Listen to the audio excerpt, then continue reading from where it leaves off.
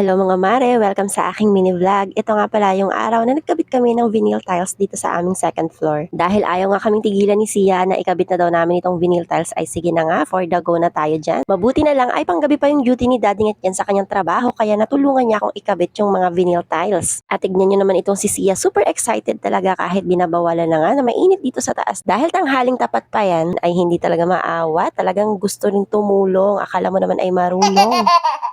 So ayun at napilit ko rin siyang bumaba dahil may pasok siya niyan sa school. Sinabi ko na lang na pag uwi niya ay tapos na to kaya ayun pumayag na siya at sobrang tuwa. Naku, ang batang to talaga mas excited pa sa akin.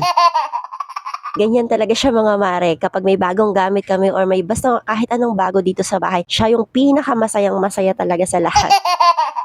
Dapat talaga noon pa namin nilagyan ng vinyl tiles ang aming second floor kasabay nung pagpapagawa nito. Kaya lang nga ay kinapos sa budget at hindi na nga nabilhan pa. At sabi ko nga ay pag nakaluwag-luwag na lang kaya lang inabot na nga ng 3 taon bago nakaluwag-luwag.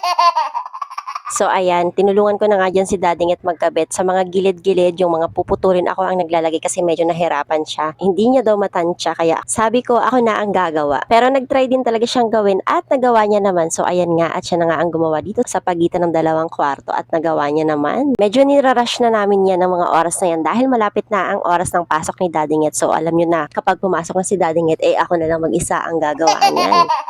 Medyo mahirap lang talaga at nakakaubos ng oras kapag yung mga lalagyan ay yung mga gilid kasi kailangan mo siyang putulin, sukatin at kailangan sakto ang sukat at putol mo kung hindi sayang mga mare. At maganda naman talaga kasing tignan kapag pantay at sakto ang sukat sa gilid, walang nakikitang sahig or bungi-bungi, mas maganda siyang tignan. Akala mo talaga ay tiles. Bale ayan, ako na lang mag-isang gumagawa dyan dahil nakaalis na si Daddy at pumasok na sa trabaho. Yung 2 kwarto na lang yung lalagyan dyan at konti na rin yung vinyl tiles kaya hindi na talaga malalagyan ng buo yung 2 kwarto. Bali, ang nilagyan ko na lang dyan yung mga bungad ng kwarto. At hindi naman talaga halatang masayang-masaya ako dyan dahil malapit na akong matapos at napakaganda nga ng kinalabasan o diba't napasayaw pa nga ang inyong kamare. Gabi na nga yan, lagpas alas 8 na at saka lang ako natapos. Magliligpit na lang ako dyan at maglilinis ng mga kalat. Super excited na talaga ako dyan matanggal lahat ng kalat dahil gustong-gusto ko na makita yung kinalabasan ng ginawa ko. Lalo na si Sia, hindi na makapag-antay at panay ang tanong kung kailan ako matatapos.